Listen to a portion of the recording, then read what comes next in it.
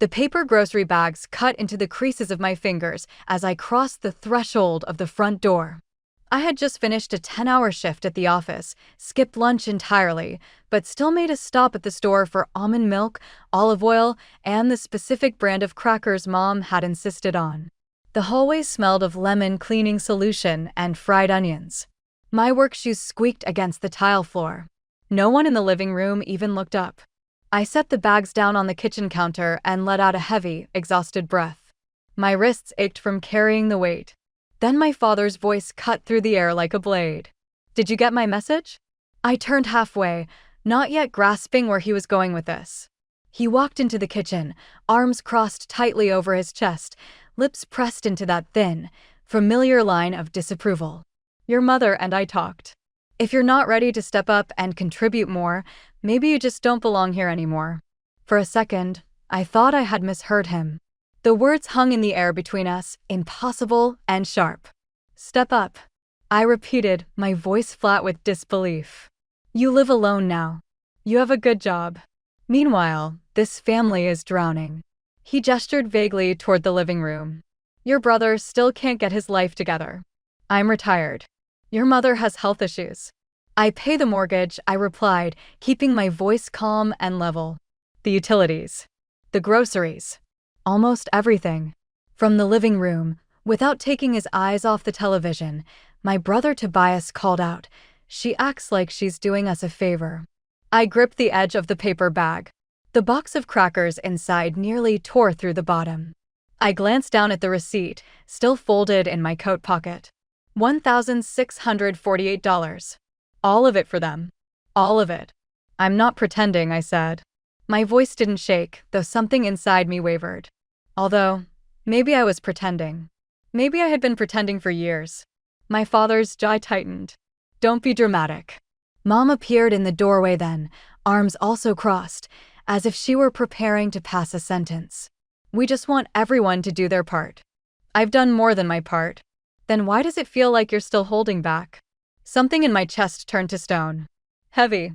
Cold. Immovable. I let go of the bag. It hit the counter with a dull, final thud. "I just got home from work," I said quietly. "But fine. You want more? I'll give you something." They looked at me as if I might scream or cry or shatter into pieces right there on the kitchen floor. But I didn't scream. I didn't cry. I walked to the front door, pulled it open, and stood in the frame for just a moment. Before stepping out into the night, I turned back and said, softly, "So I guess there is no longer a daughter named Nerina in this house." I stepped outside. The door clicked shut behind me.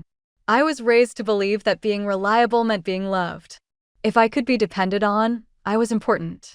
If I managed everything, I had my place. It started so small, so innocently. I was 16 years old the first time I paid the utilities. Mom had accidentally overspent again, and I quietly used part of my paycheck from the grocery store job to make sure they wouldn't shut off our power. She kissed my forehead that night and said, "You're such a good girl, Nerina. You'll always take care of us." That phrase became a prophecy. By 25, I was already paying for the internet, the water bill, and most of the groceries without anyone even having to ask. By 27, I started sending money for their car insurance. Then I began quietly covering Tobias's overdrafts when his bank account went negative. Every year at Christmas, he received a new phone, while I hadn't changed mine in 4 years. When my father's prescriptions weren't covered by insurance for an entire month, I rushed across town during my lunch break to pick them up. No one ever paid me back a single cent. No one ever even offered. "Family should support each other," Mom would say, and then send me a list of errands. I never asked for much. I'm not the type of person who needs gifts or praise or constant validation. I just wanted to be noticed. I wanted someone to acknowledge that I wasn't just the one who always held everything together. I wanted to be seen as a daughter, not as a solution. But it wasn't until I started keeping track that I realized how far it had gone. One evening, a week before tax day, I opened my laptop and created a spreadsheet. I listed every single transaction from the last 8 months: utilities, groceries, car repairs, minimum credit card payments, shared loans, even Tobias's therapy bills that I was still paying without even realizing I was still doing it. In every row, a date, a description, and an amount. The final number at the bottom stared back at me, $1,842,617. I stared at it for a long time. Not because I expected them to ever pay it back. Not because I was keeping score for some future confrontation. I stared because I needed to see it. I needed to face the truth, fully and completely, without flinching. They didn't see a daughter when they looked at me. They saw a safety net. They saw an endless resource. They saw someone who would always catch them, no matter how far they fell. I printed that sheet, took a thumbtack, and pinned it above my desk in my one-bedroom apartment. I told no one about it. It wasn't for them. It was for me. A quiet, permanent reminder that I wasn't exaggerating, that it wasn't just a series of small, forgettable things, that I wasn't wrong for feeling completely and utterly drained. That evening, I made myself a cup of tea and looked around the room. It was quiet. Almost too quiet. The kind of quiet that makes you listen to your own breathing. But I knew this was a silence I needed to get used to, because silence, unlike obligation, doesn't demand repayment. Silence just sits with you, waiting for nothing. The apartment itself was nothing special. Short-term rental. The carpet was worn thin in places. The walls were that tired shade of beige that no designer would ever bother naming. But it was my place. I had moved in with 2 suitcases, a coffee maker, and a bookshelf I assembled myself in an hour. No one offered to help me move. No one called to ask if I needed anything. For the first time in my life, that didn't hurt. The absence of them felt like space. Space to breathe. Space to just exist without performing. The messages came every other day. Mom's were long and rambling, soaked in guilt and carefully worded manipulation. Dad's were short and sharp, more like commands than communication. Call your mother. Did you check the mail? Tobias only texted when something broke, and almost always, a request for money followed immediately after. I didn't block anyone. I just turned off my notifications. Let the silence hang between us, heavy and new. It was a language I was learning. A language where you didn't have to translate your own exhaustion into kindness for others. My bank account no longer pinged with alerts. No unexpected transfers, no urgent requests to cover someone else's overdraft at the last minute. I started tracking my own money again, really tracking it, and what I found surprised me. Small things added up when they were just for me. Herbal tea, a new shower curtain in a color I actually liked, groceries bought without considering anyone else's preferences or demands. In the evenings, I cooked dinner for just myself. A real meal with real ingredients. Nothing frozen, nothing rushed. I listened to quiet music while I chopped vegetables and stirred pots. I didn't check my phone. I didn't have to guess what fresh demand might be waiting on the screen. Sometimes at night, I just lay in bed and listened to the ceiling fan hum its steady, circular rhythm. My body, for the first time in years, wasn't locked in survival mode. No one was knocking at my door. No one was barging in unannounced. No one needed anything from me. I started sleeping through the night, hour after hour, without waking. On weekends, 8 hours turned into 9, then 10. There was no applause, no audience. No one to witness my small victories. Only the silence and the sound of life slowly reconfiguring itself, one breath at a time. I kept that spreadsheet pinned above my desk, but I almost never opened it anymore. I didn't need the numbers to remember the truth. The distance had done what direct confrontation never could. It gave me the chance to stop. To stop running. To stop being that person, the one who always showed up, always paid, always absorbed the impact so no one else had to feel it. One Friday morning, I checked the weather forecast and decided to walk to work instead of taking the train. The air was cool and honest. It owed me nothing. It didn't demand gratitude, didn't expect obedience, didn't ask me to prove my worth. When my phone vibrated with another message from home, I didn't flinch. I just slipped it back into my bag and kept walking, my footsteps steady on the pavement. 3 weeks had passed since I left. 3 weeks of quiet dinners eaten alone by choice. 3 weeks of sleeping through the night, 8 full hours without waking.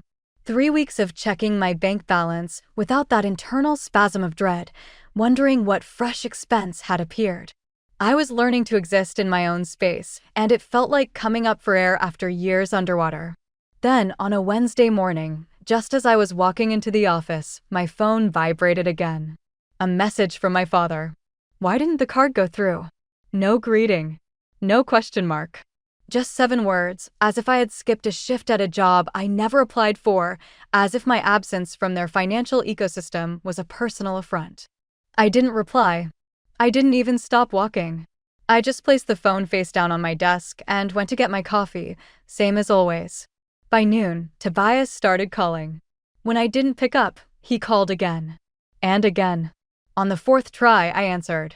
I figured I had a right to hear just how far they were willing to go, to witness the shape of their desperation with my own ears. You know we need the money, he snapped, not even letting me get a word in. You think you can just stop helping and everything will be fine? You think you're so much better now because you have some little apartment and a spreadsheet. I still didn't say anything. There was nothing to say that they would hear. He let out an irritated, huffing breath, and the line went dead. He didn't even say goodbye. He never did, unless he wanted something. That same night, I opened my laptop and went to the bank's public property portal. I don't know what made me do it. Some instinct, some final thread of suspicion I hadn't been ready to acknowledge until that moment. I entered the address of the house I grew up in, the house I had been sending money to for years.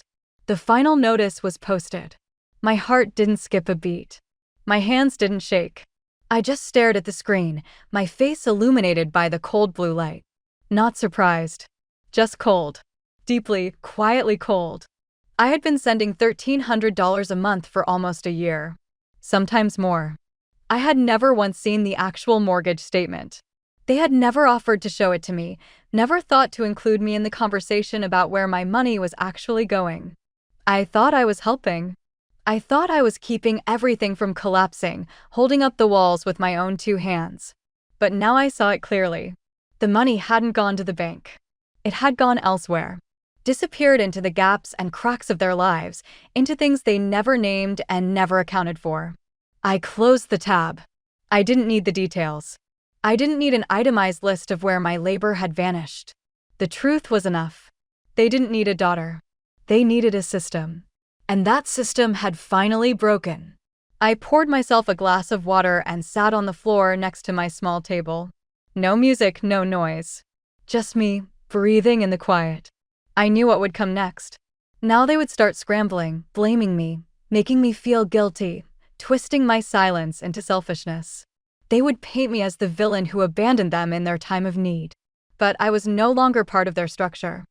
I was no longer the net catching their falls. I had simply stepped back and watched gravity do its work. My phone lit up again. Mom's name on the screen. I let it ring, didn't touch it, watched the screen glow and fade, until it went silent. I wasn't going to call back. I was rehearsing silence. The kind that wasn't armor, that wasn't a weapon, that just was. Silence as a state of being, not a reaction. But something about that final foreclosure notice made me act. Not out of anger, I had no anger left, only a cold, clear understanding. Not out of hope, I had no hope for them to change. Out of a sense of finality. A need to close the circle with my own hand. I waited until Sunday. They were always home on Sundays. Dad watching the game. Mom folding laundry in front of the television. Tobias sitting in the same spot on the couch, pretending to look for jobs online while actually scrolling through social media. I dialed the home phone number I had known since childhood. One ring, then another. Hello. Mom's voice was soft and thin, cautious, like she already suspected who was calling. Mom, put me on speaker. A pause. Then the familiar click of the speakerphone engaging. In the background, I heard the kitchen chair creak, the fizz of a soda can opening, the rustle of papers being set aside. I'm here, Dad said, his voice flat. Here too, Tobias muttered, his usual bored tone. I took a steady breath, feeling the weight of the moment settle on my shoulders. Where did the money go? Silence stretched across the phone line, heavy and thick. What? Mom repeated, as if she hadn't heard me clearly, as if the question itself was incomprehensible. I send you over $1,300 a month for almost a year, I said, my voice calm and measured. I checked the mortgage status online. The house is in default. So I'm asking you directly, where did the money go? Mom coughed, a nervous, throat-clearing sound. Your father had dental work. Emergency root canal. Then the water heater broke. You remember how old that thing is. Charles's car needed repairs, major ones. And food prices, Narina, they've gone through the roof. It all hit at once. It was overwhelming. We were just trying to keep our heads above water. Tobias cut in, his voice defensive and sharp. You're acting like we went on vacation or something. Things just piled up. We were going to sort it out. We just needed time. Dad added, his voice lower, almost mumbling, we didn't mean to deceive you, sweetheart. It just got out of hand. One thing after another. We always meant to tell you, but then more bills came, and… I didn't yell. I didn't even sigh. The calm inside me was absolute, like the center of a storm. You never showed me the mortgage statement, I said quietly. Not once. You never asked if I could handle the amount I was sending. You never offered to pay me back, not even a portion. You just decided I would cover it. You decided for me. Silence from their end. I could hear them breathing, could almost feel them exchanging glances in that kitchen I knew so well. Then Mom's voice, quiet and almost reproachful, the tone she always used when she wanted me to feel small. We're a family, Narina. A family doesn't need a contract. A family takes care of each other without keeping score. I nodded to myself, alone in my small apartment. There it was. That was the whole thing, distilled into one sentence. I really didn't have a contract. My name wasn't on any document, any deed, any official record of the life I had been funding. I was never even offered a seat at their table unless I showed up with something in my hands. Groceries, cash, solutions. No one spoke. They were waiting for me to capitulate, to apologize, to fall back into my old role. I read the old messages, I continued. I listened to the voicemails you left when I didn't answer fast enough. You called me cold, selfish, dramatic. But that was never true. I was your daughter. I was your child. And you made me into a donor. A resource. An ATM that happened to share your last name. A long, hollow breath on the other end of the line. Then my father's voice, hoarse and barely there, stripped of all its usual authority. You don't understand, Narina. Without you, we'll lose everything. The house. Everything we've worked for. Is that what you want? To watch us lose everything? I looked out the window at the thin little tree swaying gently in front of my apartment building. Its branches were bare, but it stood upright, rooted, alive. No, I said quietly, my voice steady as stone. You lost everything the moment you started seeing me as nothing but a balance on a spreadsheet. I hung up. Not out of hatred. Not out of anger. I had spent years being angry, and it had changed nothing. This was something else entirely. A desire to put a period on it, to end a chapter without applause, without permission, without anyone's approval. I placed the phone face down on my table and reached for the envelope I still hadn't opened. My name was typed on the front. The return address was theirs. The envelope was thinner than I expected, just a few sheets of paper inside. I pulled them out. A final notice. Bold letters at the top, eviction proceedings in case of default. My name wasn't on it. I was never named on anything. But the letter had still come to me, forwarded or redirected or simply handed over, as if they wanted me to see it. As if they wanted me to feel that final stab of guilt, to look at those words and think, this is your fault.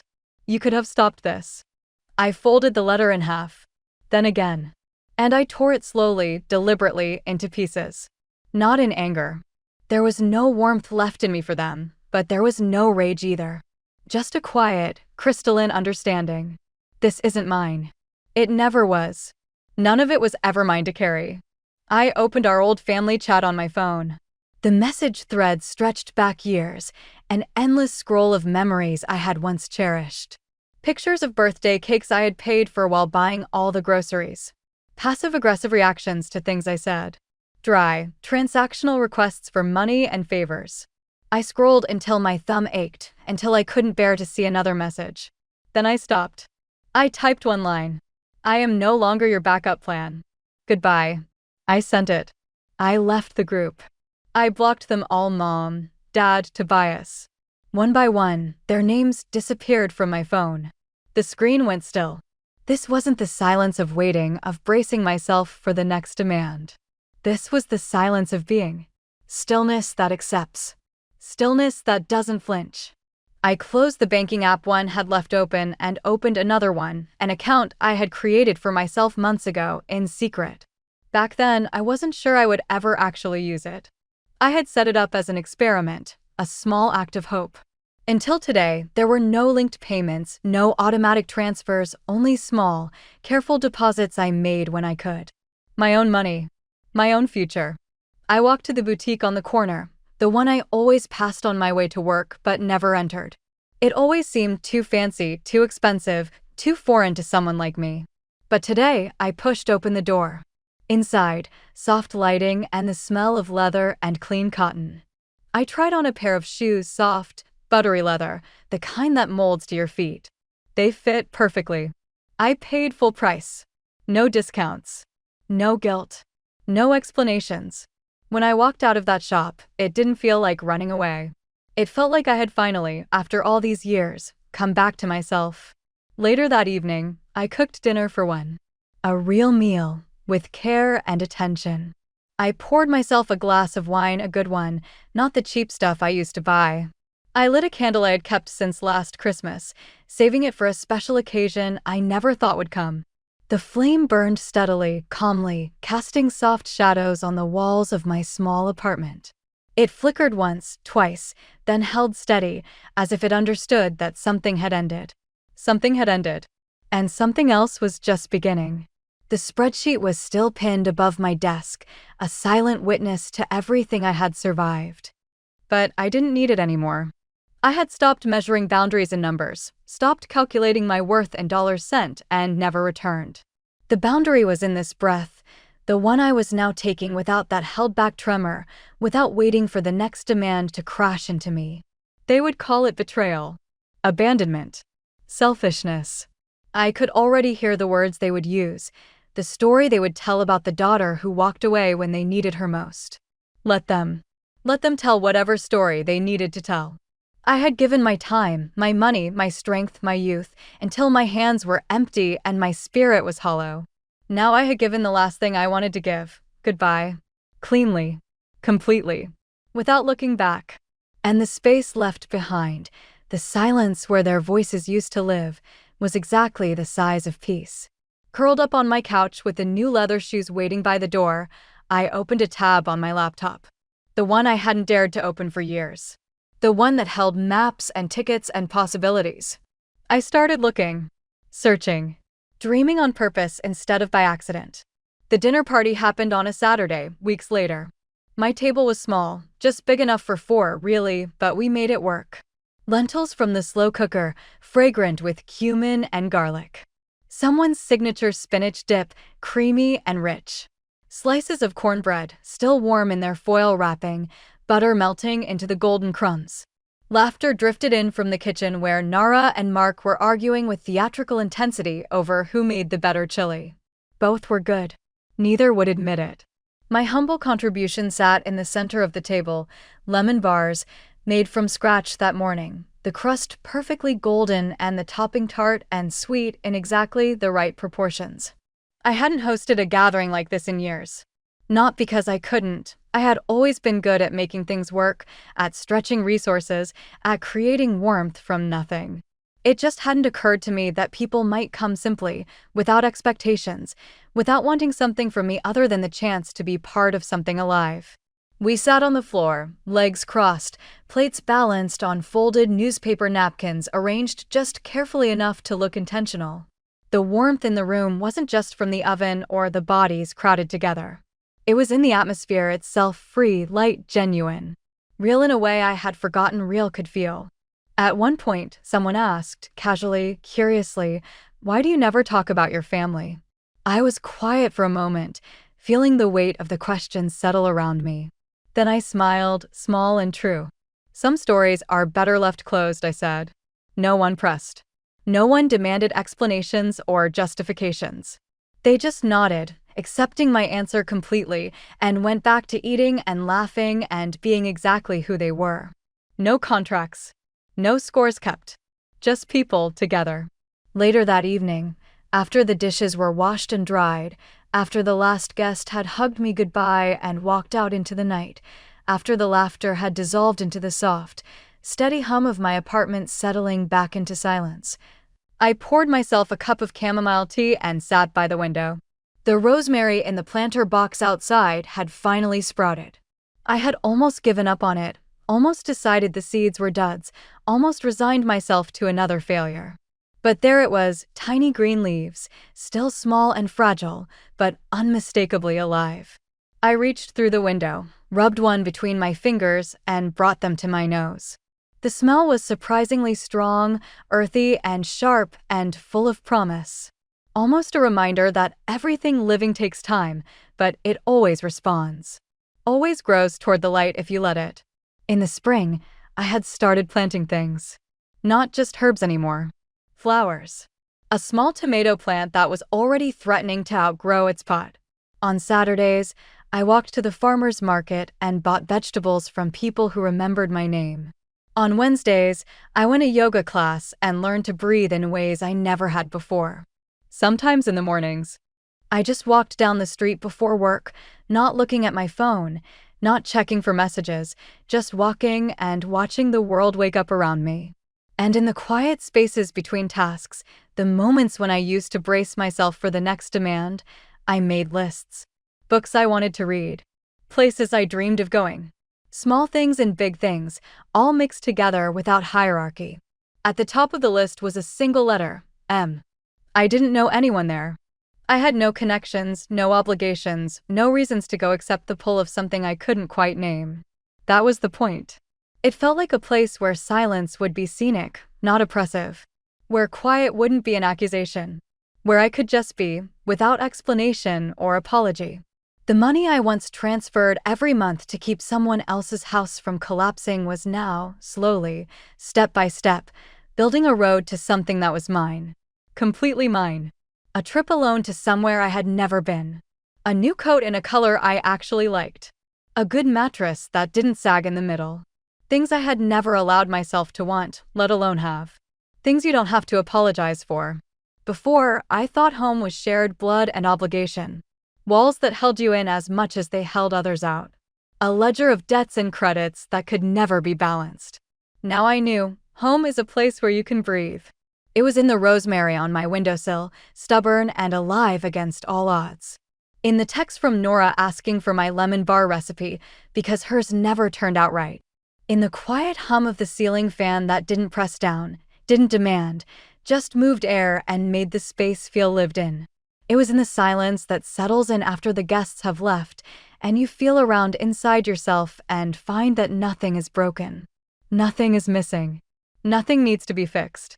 That evening, with the tea warm in my hands and the city lights flickering outside my window, I folded a clean sheet of paper and wrote at the top in my careful handwriting, Master Packing List. Below it, I wrote one letter, M. Then I smiled, took a sip of tea, and began to write.